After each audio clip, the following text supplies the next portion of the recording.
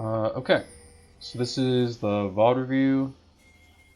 Let's get started. So yeah, as per usual, I'm just gonna focus on the macro. I'm gonna try not to talk too much about micro. If you have any questions about like micro, like how to play certain champs, how to play certain matchups, that kind of stuff, feel free to send me a message on Discord. Okay, so invading with Nautilus, that's fine. Pretty strong early game.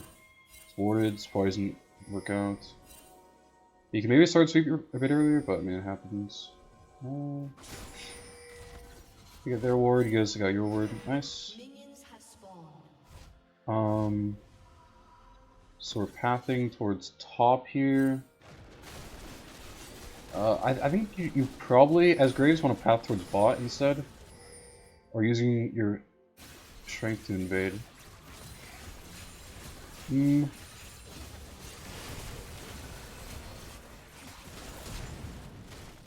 What is... It's kind of weird. Oh, what is this bug? Okay. So... I thought Sedge saw you. They did see you. So Sedge really should not have gone here. She should have just gone through your top side. So it's just a mistake on her part. But it's a very weird play for her to make. Okay, Falling's fighting. Makes sense. Okay, 2 kills bots. Huge. Yeah, that's a very weird play from Sedge. Okay, well, she's a bit behind, but this is not too bad for her. Look for mid gank. Okay, it's nice use of roam timer. Don't get Corky's flash, but that's fine. Okay, scare away Sedge, get to farm your entire jungle. Looks really good. Okay. So, this is like a risky play, and the reason why I say is around here. The reason why I didn't like this invade is that if Sedge plays it correctly, which like theoretically she should have like a ward down, like from a mid laner from support after the invade to know that you were there, and there was a ward down, so they knew you were here. What Sedge should do is just take your top side, and then all you end up doing is trading even when you're Graves into Sedge. When you're Graves into Sedge, you want to bully her in the early game. And the best way to do that is to follow her path, and then just like counter gank her, or use gank, and then she can't counter gank because she's weaker. So that's why I would have started topside. If you because like start topside and then path towards bot. And if Sedge path towards bot like she did here, she's kind of screwed.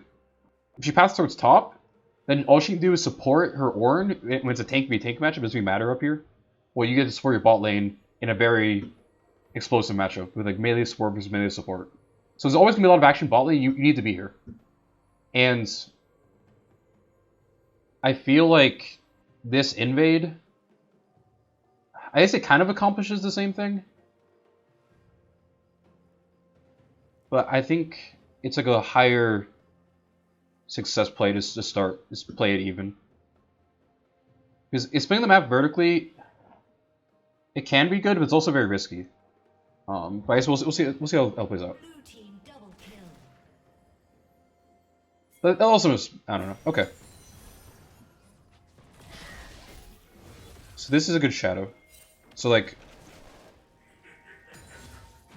what the comm should be is Victor should be saying, like Caleb should be saying, I need to push this wave in, like cover me, and then you should also just, like instinctively just like say, like look at mid, see the wave still pushing towards them. Like it doesn't take much of your time just to like sit here around this turret and see if Sedge tries to gank. If Sedge tries to gank, like Victor saves W, you W Sedge after she Qs, it's a free kill. If Sedge doesn't gank, then you lose like I don't know, like 5-10 seconds just waiting here, and then you just go to your next camp.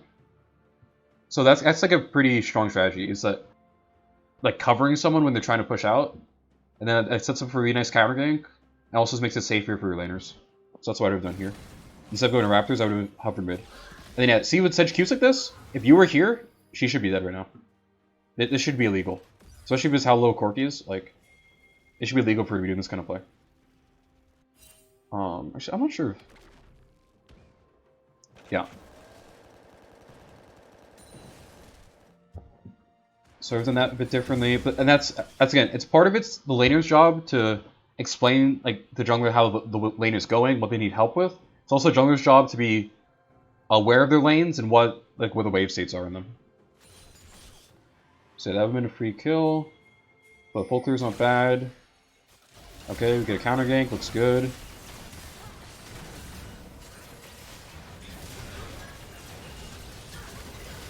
Nice. Nice. Yeah, so this is exactly what I was talking about earlier. That like instead of like allowing Sejuani to be in her own little world, like doing a vertical here, it's much better for you to just follow her path, and whenever she tries to make any play, you're there to stop it. So like yeah, mid lane, free kill. Bot lane, or mid lane could have been a free kill, but you weren't there. Bot lane, it was a free kill because you were there. And you see how just like, if you are just like on the same clear path as Sedge, she can't do anything. Like, whenever she tries to get a gank off, you should be there.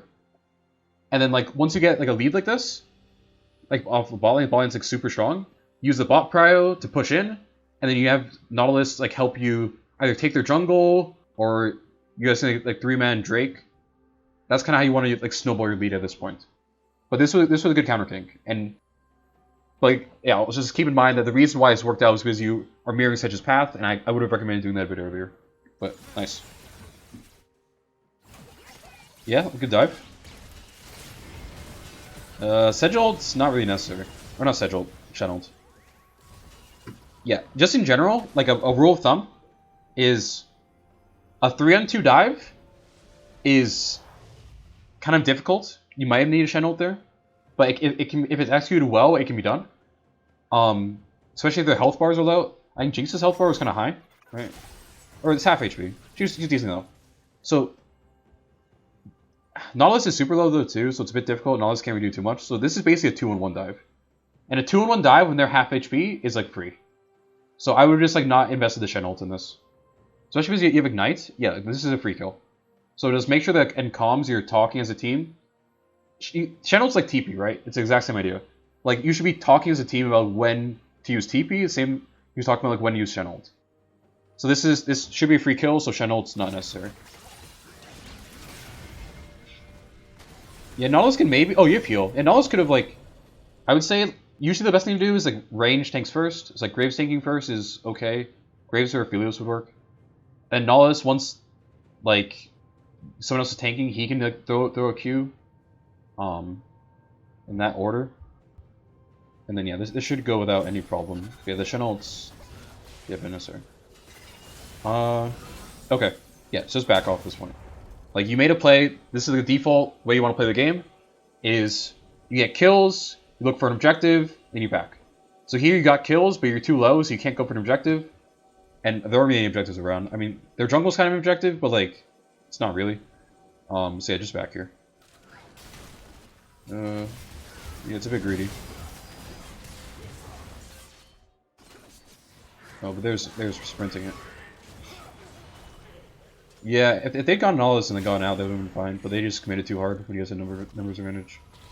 So yeah, game's looking really good so far. Yeah, I guess if Shen is gonna stay here, this crab is fine. I think usually though Shen wants to get back to his lane as soon as possible. Like, what's happening top? Like it's frozen on him. Like he's missing so much gold. And like Ornn is a bit behind now, but like off this freeze, he's gonna be like at least even with Shen. So yeah, I feel like just kite this away and then like leave. Like walking in for this ward, this is super greedy. Because yeah, again, Shen just wants to back off. Yeah, I wouldn't have gone for this. I would just just like retreat after like you made your play, you deny a bunch of gold EXP from enemy ADC. Like you don't need to play more aggressively at this point. This is just kind of asking for trouble. It ends up going well, but I feel like you get a bit lucky that Sedge like, misses her W. Because if Sedge didn't miss her W, it would have been a free kill and they would have gone out. Yeah, but also, yeah, Shen's getting further behind because of this. Because now he needs to wait. He needs to miss this wave for even longer. So the play, the result is good, but I feel like the reasoning that went into it is a bit flawed. Okay, we skip that. So I see not much is happening for the next few minutes. That means you probably could have been playing more aggressively. So your bot lane's huge right now. Drake is up. Do you go for this? You gank, try to gank mid. Yeah, mid's already gankable. Like, the wave's already crashed. So, like... You guys have two options here. You can go for Drake, or you can go for Herald. Herald's a higher priority objective early game, so I can see the reason why you may want to go for that. The only problem is that, like, top lane isn't your strong side. Like, Shen's a level down because he missed all the EXP here when the wave was frozen. And, like, levels mean a lot in top lane, so that could be a huge factor. Sedge is level 5, you're level 5. So, like, if a fight breaks out top, especially with Shen, like, the way these global champions work is that they're very strong when they're... Well, when their ult is up. Like, their ult is, like, so much of their kit. So, like, if Shen doesn't have ult, and Ornn does, and Ornn's just a kit's designed to function better without his ult, this 2v2 can be very difficult. So, like, your bot lane's huge, they're very strong, like, the enemy bot lane cannot do anything, like, 4-0. So this Drake should be free. So just take the free Drake. And then if you want to make a Herald play, what I would do is... Victor's being able to get the shove pretty well. So you can just ask Victor, like, shove out mid. Like, Drake is free, we just take Drake with bot lane. Then shove out mid, and just check Herald. And if Sedge is taking Herald, like, Victor is 2 levels up on her, he can maybe just, like, poke her off enough to, like, make her stop at least. I'm not sure if he can kill him. Probably can't kill her. But that's a way to make sure they don't take a Herald, and then you secure your free Drake. And then if you want to make a Herald play, a good thing to do is just do a rotate. Like, have your bot lane, like, push in bot wave, have them back, have Shen run bot, and your bot lane run top. And then again, you play towards your strong side, which is your bot lane right now, because Aphelios has 4 kills. You play towards your strong side, and then you use that to get objectives. Okay. But yeah, let's keep seeing what happens. Yeah, so now you're just, like, farming when there are free objectives on the map. Like, this Drake was free. You missed it. Do we get Herald here? Okay, good. I like this call. But again, it's kind of awkward now, because now Sedge can play strong side bot while you're not able to. So this is like a window of opportunity for Sedge to actually make a play. And then if your bot gets shut down, the game is much harder. So you're kind of opening up these, like, windows to lose here. But we'll see what happens. Okay, so yeah, looking at where we want to drop Herald, bot lane sounds good. Yeah, spinning through mid lane's a bit awkward, but I think this is the right play. Okay, yeah, Jinx is in here. This is good. Okay, maybe catch the owner. Alright, that's fine. Yeah, so free turret. I don't think that quite... Okay, now it kills it. Nice. What's a TP from Corki? Okay, we don't really need to fight. I mean, your volume's really strong. I guess if they want to fight, we can fight. But I feel like they probably won't. Yeah, push this out. Free Herald, or free Drake. Okay. We don't need to make this... I guess it's fine. Yeah, your volume's so far right, that kind of works. But just in general, like, I just take free objectives.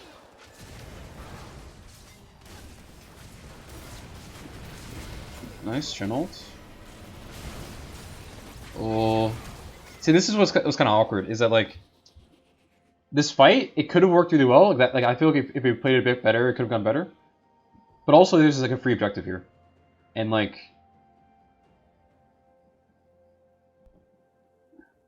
I guess, like... I can see the angle, like what? Like, we flash in here, Sedge looks like a free kill. But, like, I feel like over chasing, it's not necessary. Like, you're already winning. Like, it's not... You don't need to make risky plays like this, is the idea. Like, when you get a lead in League of Legends, it's... The way the game snowballs, like, you don't really need to take risk... Like, keep taking risky plays in order to win the game. It's the enemy team's job to take a risky play... To make a risky play in order to catch up. So you're kind of playing into their win condition here by giving them free gold like this. Like, yeah, there could be free kills here. And like, this is good. Like, at this point, just stop. Like, you won the fight. Like, it's over. There's no need to make a play like this. This is just, yeah, just helping them.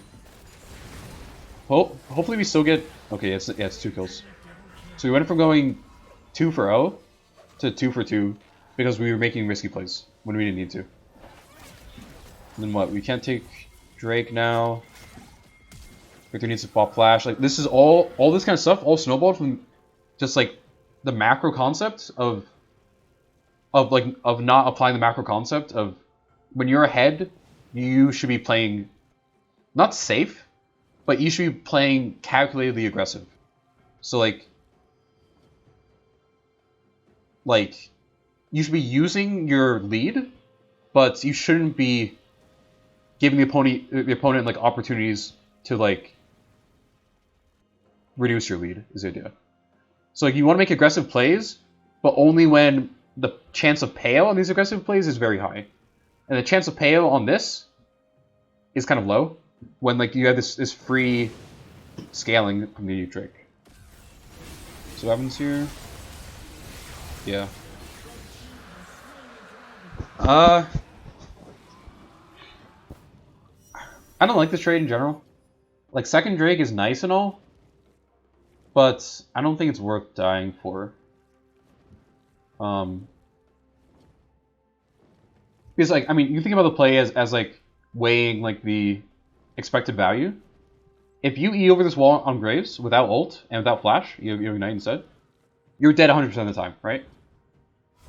So you either have giving them a kill, and then you have 50-50 whether you get the Drake or not. If you do get the Drake, then it's worth it, I'd say. But it's a 50-50. So half the time you get the Drake and you die, half the time you lose the Drake and you still die. So the expected value is still negative. Like you're still losing out. So yeah, it's a coin flip. And like, again, this is kind of plays in the calculated aggression.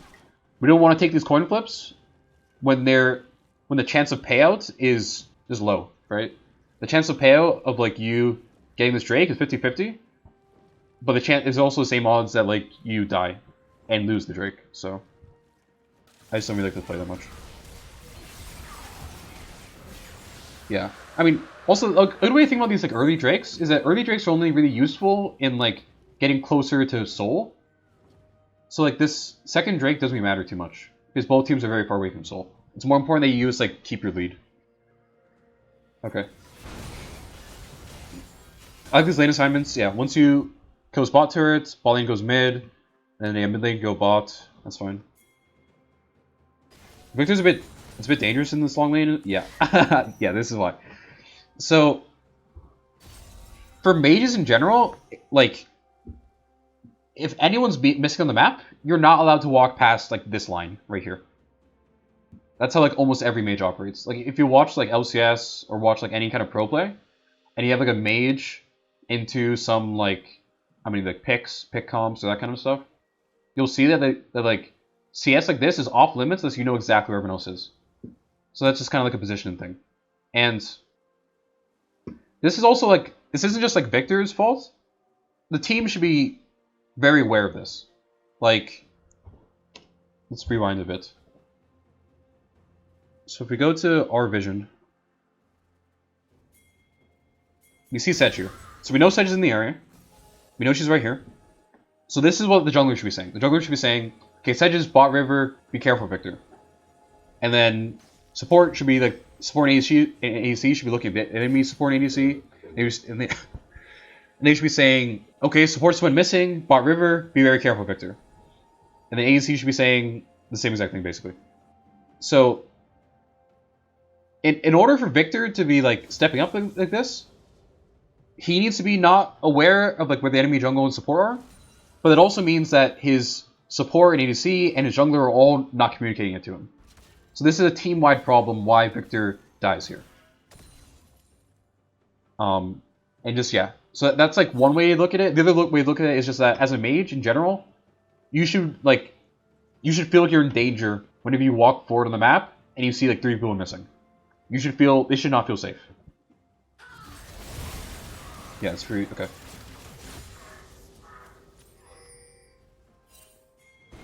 But the game's like we're still in a good spot. Like, don't feel tilted at this point.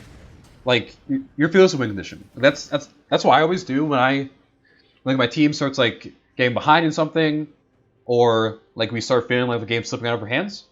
Just refocus on what is your winning condition, and that's Aphelios. If Aphelios survives in any fight, you will win the fight. Like, almost 100%. So just refocus to say, okay, Aphelios is a win condition, let's play around him. And then, like, if there's, like, CS that you can't get and it's a bit too far out, just repeat to yourself, Aphelios is a win condition, we're playing around him. The CS I get is nice.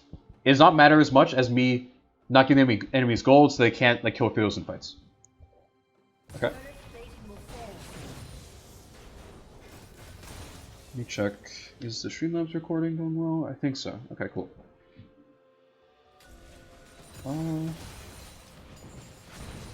Nice. This is fine. Okay, I like this invade. Yeah, so this is good using your lead. Like, Graves is great at this. He just walks in the enemy jungle. And then, like, he has mobility in his E and his ult. Like, he's very kind of safe like this. Especially when he has, like, his team behind him. And this is really good. Like, when your support and jungle link up like this is, like, how a lot of, like, pro teams play. And that's kind of, like, the best form of League of Legends right now. So, like this, I think I'd have liked it if it was, like, a bit more coordinated. So you have this wave pushed in. Like, if I was Graves right now, what I would be saying is, Nautilus, can you invade with me? Like, I'll literally just, like, ask my team, can we invade this? And my team will say, yes, we can invade. And then that will cue in Nautilus that he should be, like, coming with us. And that Aphelios should just try to get prio and then, like, try not to die, basically. Aphelios can also, like, come for invade, but it has to be short, because otherwise he's going to miss a mid-wave. But Nautilus 100% should be with Graves right now. Like, Nautilus doesn't have to be walking back and forth here. And also, as Graves, like, you're much stronger if you have, like, CC. Like, Graves is a carry, he needs CC to really function. So you should also feel, like, an incentive to wait for Nautilus here. Because if you Nautilus, like, find Sedge, and you both, like, face check her, she's, like, dead. If just Graves face checks her, then there's a chance she survives here, which I assume is what happens. Yeah, she survives. If Nautilus was here a bit earlier, if you linked up like that, and you made a point to do that, then that would have been another free kill. This is so good, though. Yeah. This guy's griefing it. Nice. Yeah. But what Warren should have done is, the second he saw Sedge was, like, running away for her life, he should have left too. But it's good to check here, and then if he's not long gone, then yeah, he's a free kill. Whether he face checks you or not, like, this should be a free dive. So nice job. Okay, so again, we made a play. We still want to make sure that we're helping Aphelios whenever we can. Okay, so Victor roaming up. I like this. I like this. Because again, yeah, this isn't that safe until you see where Corki is, and Corki and Sedge. Okay, Nautilus is here to help Aphelios. This is good. Free turret top. I like that. Okay, do we see? Is it Corki package? Is that what we just saw? Yeah, we just heard Corki package. So, like, Corki's package does not last that long.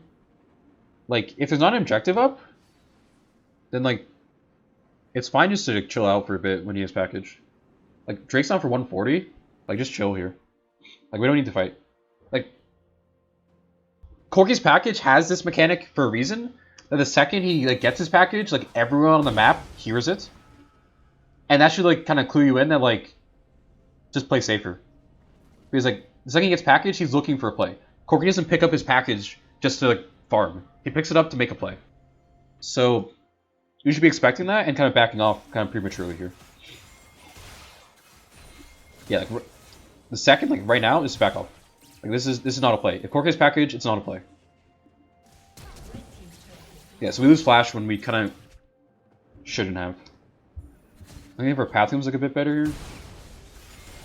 But yeah, that's just in general like a thing about playing against Corki. It's just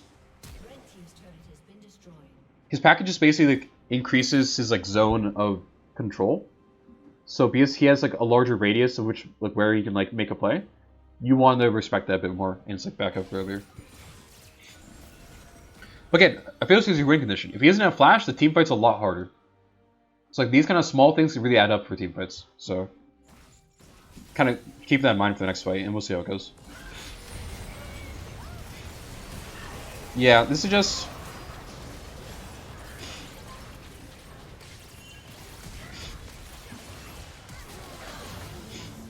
There's no reason for Victor to be here. It's just like a positioning kind of mistake. But I mean, it's gonna be kind of hard. But yeah, just group up the team. Like, I know you're afraid of Sedge, and you should be. But, like, safety numbers. Like, if you're here by the turret, like, this doesn't happen.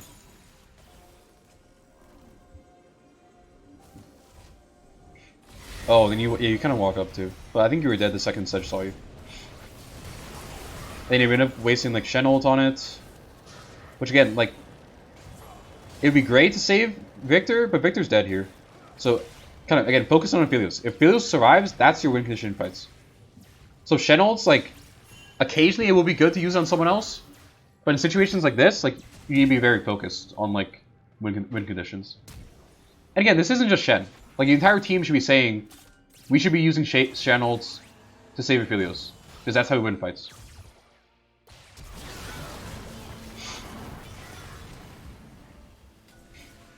Okay, but we're still really far ahead in gold. So we have this Drake spawning in a minute. We should be able to still maybe fight it, but we don't have many ults anymore. They used most of their ults, they still have Solar Flare. So the fight's winnable once everyone's back up. But another thing is that it's a lot harder for those to position. Especially with no Gale Force, like they have no mobility.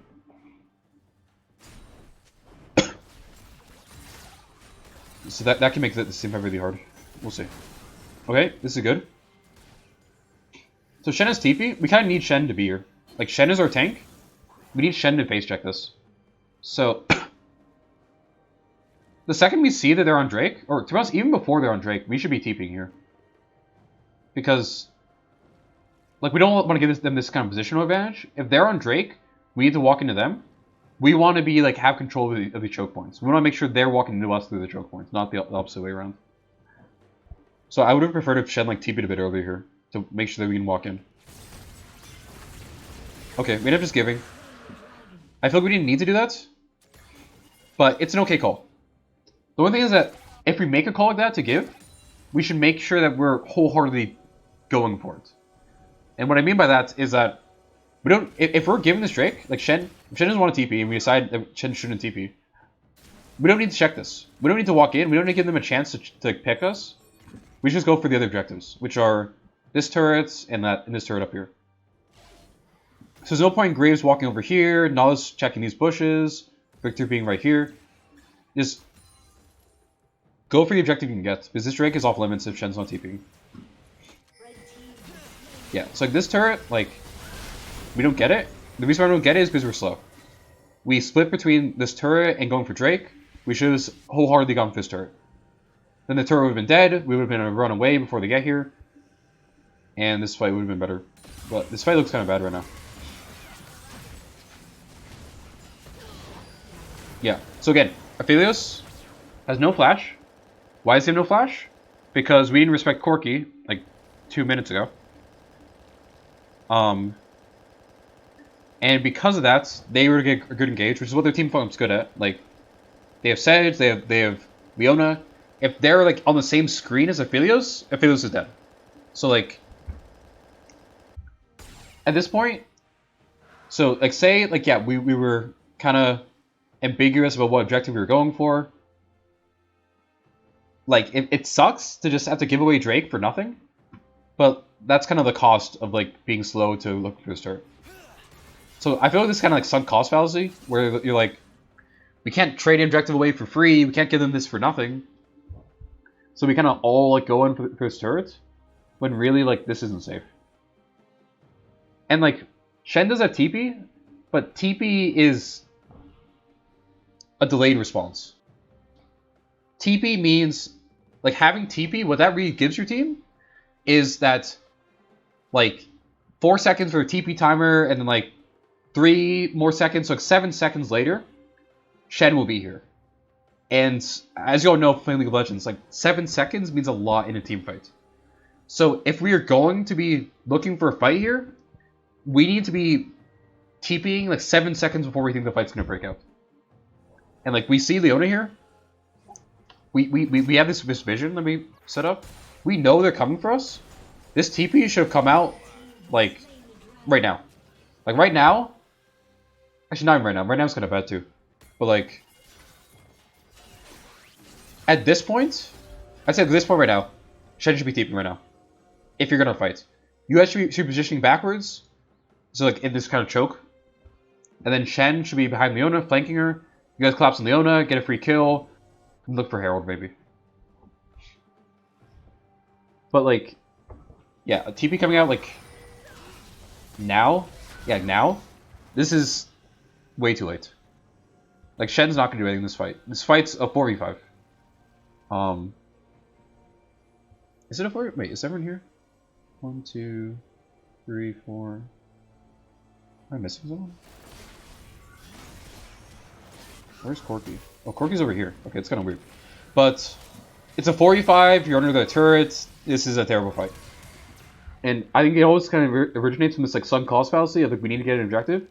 Sometimes in League, you're in an awkward spot. You just have to get an objective away for free. And it sucks. It feels terrible, but that's kind of just how the game plays sometimes. Okay. But yeah, again, I don't want to talk about the team fight, micro. But yeah, I'd love to talk about it another time, but yeah, that's not what this VOD review is for. Okay, fire defend this turret, nice. Okay, we give away Herald, can't do anything about that. We don't have Aphelios, so this fight is lost. So we should not be looking for a fight here. We don't need to face check this, we don't need to look for this ward. We just need to accept the play is failed. Okay, cool. Another thing, this is something that doesn't make a difference here, I don't think, but in general it can. It's the idea of like syncing back timers, which is the more people on the map at once, the more opportunities, more things you have to do. If we have 3 people here, we can't walk into Herald, we can't take mid turrets, we're useless. And then if you guys all back, like we back right here, or we don't back. I mean, I guess it's fine. It's a bit awkward, like, we're just kind of milled around mid lane for no real reason. There's nothing to do than just, like, yeah, go back to the default lane assignments. It's a small thing right here. It doesn't make a huge difference. But just in general, like, there's nothing to do, then there's no point in just, like, being here. Or other than, like, a fiddle session and all this, of course. Okay, we're still heading gold, though. Game is still very winnable. Pop Herald mid. Okay, we should just all defend that. Shen is ult. Shen can stay there. We can't really engage here. Okay, so let's talk about a bit about why the engage doesn't work here. So, first of all, we miss hook. So a lot of our CC is down. Second of all, Victor's not here. Like, even if Victor TPs, again, TP is not instant. It's like around 6 to 8 seconds. So we shouldn't make a play as if Victor's here. We should make a play in accordance with him being here in 6 to 8 seconds. So that's not soon enough for us, for this play to work, so we shouldn't go in. Engaging a Jinx is a good idea. I like that. We have the Shen ult to follow up on any engage. I like that. But also, like, Shen ult, there are 2 main uses of Shen ult. The first one is an offensive Shen ult, which is Shen ults on someone with high mobility who can dive on the enemy carries, and then you use that as like a secondary engage, and then Shen like CCs and kills whoever you engage on.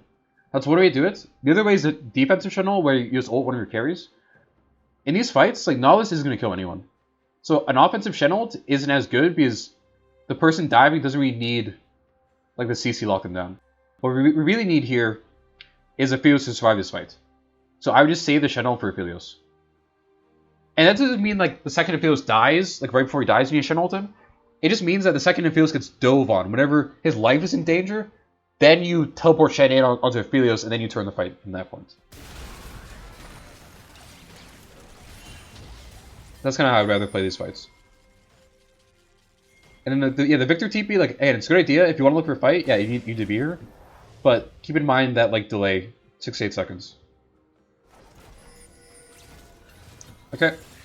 We're chilling. Okay, we're not chilling. Maybe we're chilling? Okay, this is a good channel. I like this. Okay. And again, if we had non-soul here, it's free. So this again, kind of like, getting punished for like the mistake earlier. Is that if Nautilus is here? Okay, there are a few things. Okay, this is a micro thing, but I think it's worth talking about just because Shen's kind of hard to use in general. Make sure like the entire team knows you're about to Shen ult. Like, it seemed like Aphelios wasn't really on the same page as Shen here about getting ulted. Because like Aphelios, so like, okay, so this happens, gets cleansed. Aphelios right now should be shouting for Shen ult, and then Shen should be saying, or like, I'm ulting, I'll ult you, whatever. And then Aphelios, at this point, he's on danger. He's underneath his turret. He has a Shen coming to him, so he'll get the Shen's W. He'll get a taunt on Sejuani. This Aphelios is no longer in danger the second Shen's ult comes down. So what Aphelios should be doing is pathing forward in order to assist the Shen in locking down the target. So at this point, he should be walking forward. See how he's like stuttering? He should have already been walking forward earlier. But yeah, again, like if Nautilus had ult right now, it might be in range, but it would have been close. But then that could have been a good fight. So yeah, a bit of miscommunication. It's a difficult thing to use with Shen, but to get better, that's a good thing to keep in mind. It's just that make sure that you are like constantly telling your team, I have Shen ult, like I'll ult you if you need me, call out for me, that kind of stuff. Okay.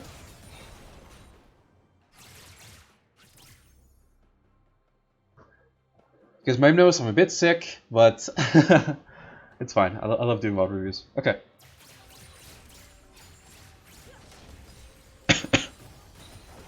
Okay, Graves is hovering, that's fine. Don't have anything else to do. We should make sure that we're calling that Ornn is Mia here. If you don't see him top, make sure the entire team knows that. I can't hear your comm, so I don't know if you're saying that, but that's very important. And this other thing, like, we should know Sedge is here. Like, that's kind of your job as a jungler, is to make sure you're tracking every jungler and give your team constant kind of ideas about where they are. That's what the jungler should be doing here. What the mid laner should be doing here is respecting the fact that the enemy jungler could be here because they're not on the map. Like, we have decent vision. We can probably guess that Sejuani's not here. And then, yeah, jungler should be telling you that Sejuani is around here. She's Mia, so this means respect it. Again, this is... You're in the danger zone as mid lane, in the side lane. Like, you're past this line, you're in danger.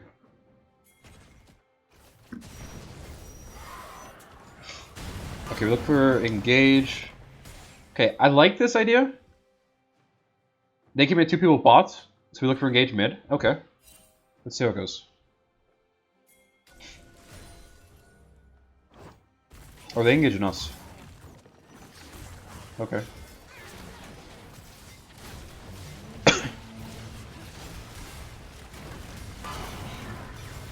Yeah, Jinx is free hitting. Okay. Oh. Almost. Okay. So, what it looks like to me is that I think we didn't have great communication that Ornn was here. Because it seems like Nautilus is kind of face checking this bush without really expecting Ornn to be here. So, this fight starts... Also, Shen doesn't even have ult. So, like... Also, is that a bug? Does he actually not have ult? Yeah, he doesn't have ult. So, yeah, we need... Yeah, be a bit more respectful of Ornn roaming. Again, this should be what Shen's communicating, is that Ornn is missing. And then because of that, we need to play differently in mid lane. Because Ornn, his ultimate is great for making plays around the map. And that playing differently means not face checking this bush. Let Shen push another wave, see if Ornn shows up, then you walk in to get vision. But contesting vision when you don't know where the enemy... Actually, I think you see him, actually. Wait, do you? You barely not see him? You see him on this plant, so you should know if someone's here.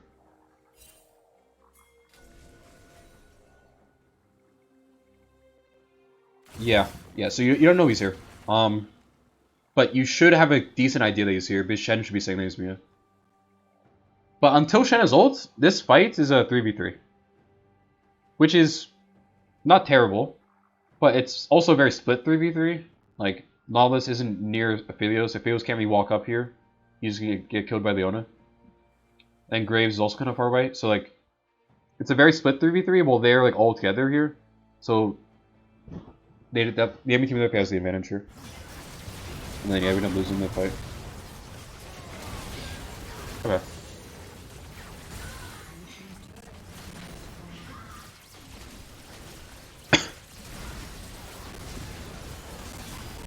Nice.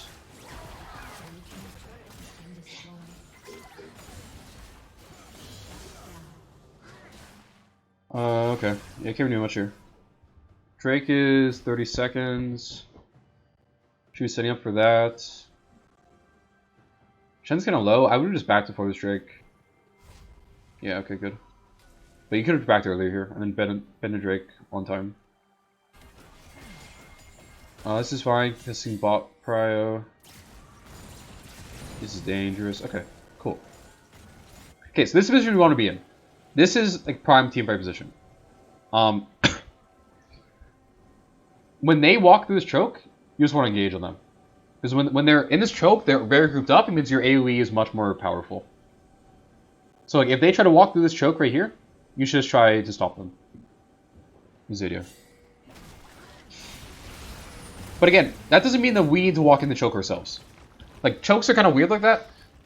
Whoever enters a choke is in disadvantage. Is the main of how it works. Because again, you're very grouped up together.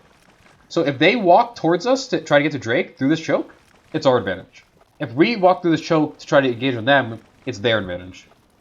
So I wouldn't have looked for like a Nullis hook right here.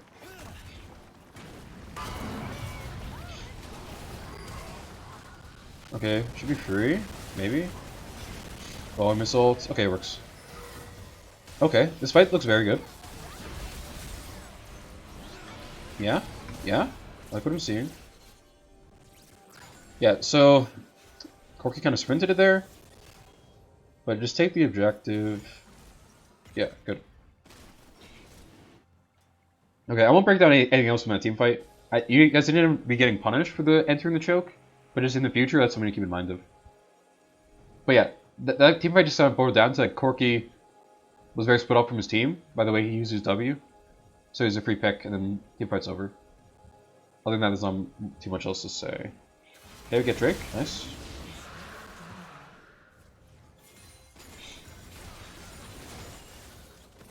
Who's getting blue? Okay, nice.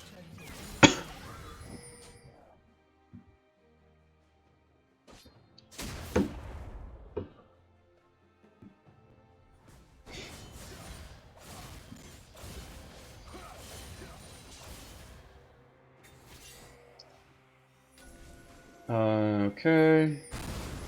Okay, that's a good pick. Nice. Engage on mid. Okay. So, from a macro perspective, just in general, like, there's this idea of what's called a cross map play. And it's the idea that when one team attacks one side of the map, the other team's, like, one of their best plays often is attack the other side of the map. Because, again, you have numbers advantage. So, like, there are two people attacking one. So that means that they have a numbers advantage here, the enemy team. So they're probably going to attack mid. Mid or top. Knowing that you're making a play bot lane, you should play more, like, safe, mid and top, as a result. Because, yeah, enemy cross maps happen all the time. So, that's kind of what I'd say about this. Is that Nullis can't be walking up like this. Like he owns the place. Because the cross map should be expected.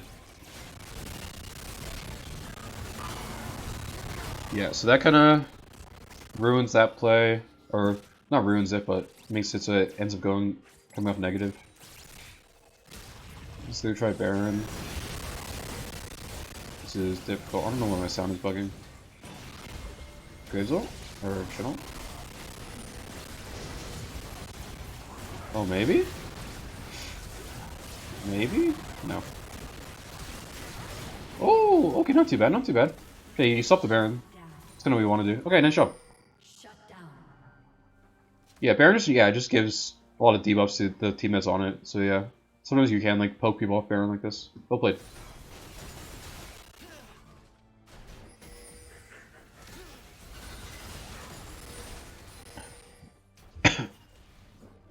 Okay. Okay. We have Shen TP, but not Shen ult again. Like, if Ornn is here and if Corki's here, like, if we don't know Corki's bot, we need to assume that Corki's here. And he has TP, so he's here. So this is just... We're very split. Like... What's their vision? What do we know? Okay, so we see that they're all here. We see Jinx, we see Leona, we see Sedge, we see Ornn, and Corki has TP. So, it's very easy for them all to be here right now. And that means that whoever pulls the trigger first is probably going to end up winning. Because they pull the trigger first, the other person needs a TP after, and again, it's a 4v5 until they TP. And I think we also see that Corki has package. And right now he takes package. Does he? Yeah, he takes package. And immediately TPs. So you can't really react to that, but we need to have a bit more respect. Like, if we're going to posture like we have control of Baron, we need to actually be in control of Baron. And that means we need to be like together. The Graves can't be farming over here, Fields can't be farming over here. If we want to contest them when we know they're all here, we need to contest them like we actually expect them to be here, because that's what they're going to do. So yeah, we kind of die here just because we have the information that they're here, but we don't use that information effectively by like grouping as 4 and then having Shen TP.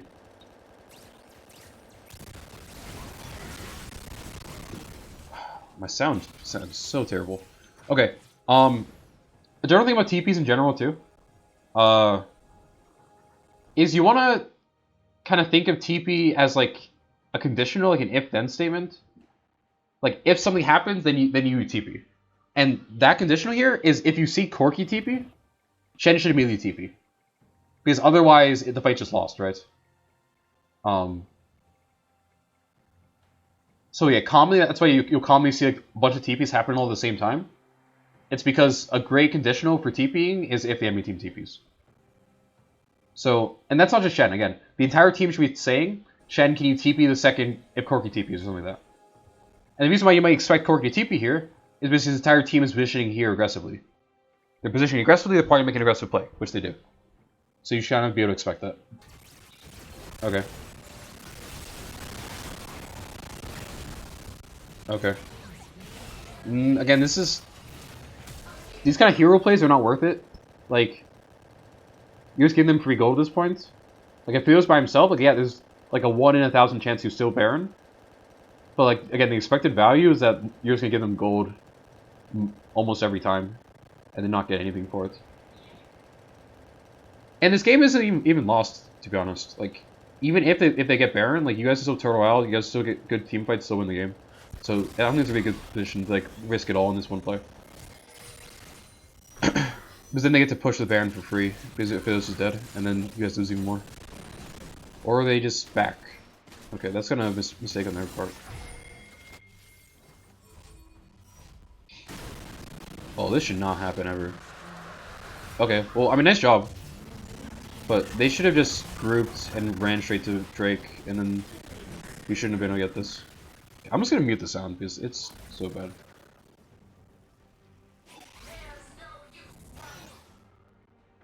Want to mute? Okay, cool.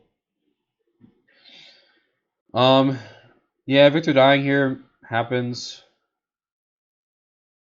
You kind of need to be there to help the Drake. Maybe you could have left a bit earlier, but yeah, that's kind of the trade-off for going to the Drake, is that they just collapse on you. But to be honest, like, this Drake should never happen. Like, they really should have gone this. It was a real blunder on them to not even just get it in the first place. So it's hard to tell whether it's like good use of the opportunity on like our side of going for it, or if it's just kind of too risky a play. Because yeah, you lose in it for those two people dying, which is gonna happen if you go for the Drake. Okay. Okay, so again, game's not losable, or it's not lost yet. It's probably the last fight that matters. Okay, we're getting picked. We did. Then we're out. Okay, nice.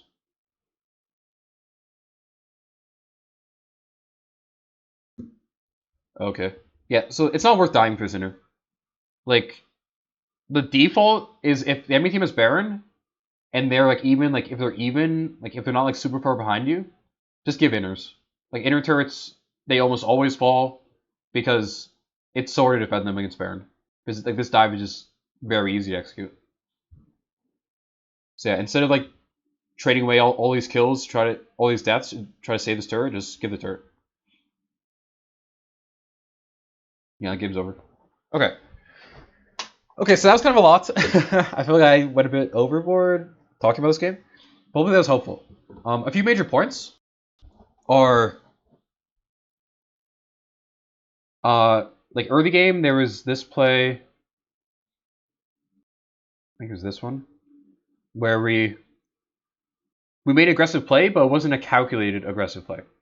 So you always want to be kind of weighing the odds for your aggression of like how much do I really gain and how much is it to lose. So by diving this turret up here, what I have to gain is like a single kill. What I have to lose is like a shutdown, right? Or not even a shutdown, but like Drake is also like something you lose from this. So like when you're ahead like this, just take the guaranteed good play instead of risking it for a possibly bad play. It's the losing team's job to find a way to win the game. It's the winning team's job to just ensure they don't lose the game. It's kind of a way to think about it. And yeah, don't always play safe, of course. But if there's a very clear, like objectively, or not objectively, but like there's a very clear safe option that will keep expanding your lead, just take the safe option, which is Drake right here.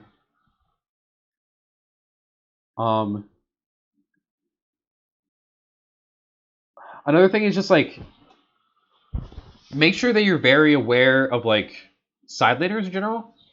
Like if it should be a side laner's job, like Shen or Victor, to constantly keeping tabs on like Corki and Orin, and like just talking, like telling the team when they're Mia.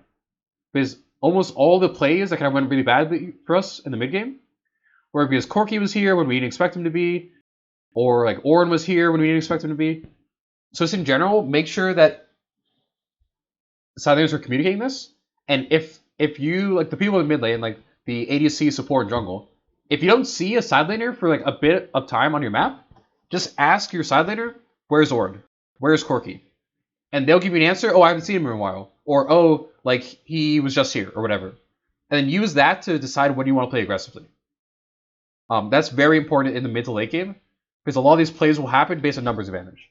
The second the enemy team has numbers advantage, they'll just pull the trigger. And then you should be expecting that based on like fog of war. And the last thing is just keep in mind your win condition. Like this game, Aphelios got super fed, and he is how you're going to win the game. So whenever you look for a null assault, it should be a null assault that Aphelios can follow up on. Whenever you look for a Shenel, it should be or for the most part at least. There are exceptions. You just look for a Shenel when Aphelios will be able to get like free hits in that team fight. Like another thing is like Victor. Mages and ADCs are really good at kind of sticking together. So if it fails your win condition, just stay with him. If someone dies to Aphelios, you just gravity field him, and what are they going to do? They're just going to die to Aphelios. So again, like the entire team should be playing around their win condition, whether it's the ADC, whether it's like the jungler, whether it's the top lane or whatever. Identify which of your laners is really strong, or which of your champions is really strong at that point in the game based on gold, and then play around them. And that's kind of a good way just to keep focused on like what's important at each point in the game. Okay. So yeah, that's my VOD review. If you have any questions, feel free to send me a DM. If you want some more like specific on like your champion or your role, yeah, feel free to just send me a DM on Discord. All right. Well, thanks for watching, and good luck in your future games, guys.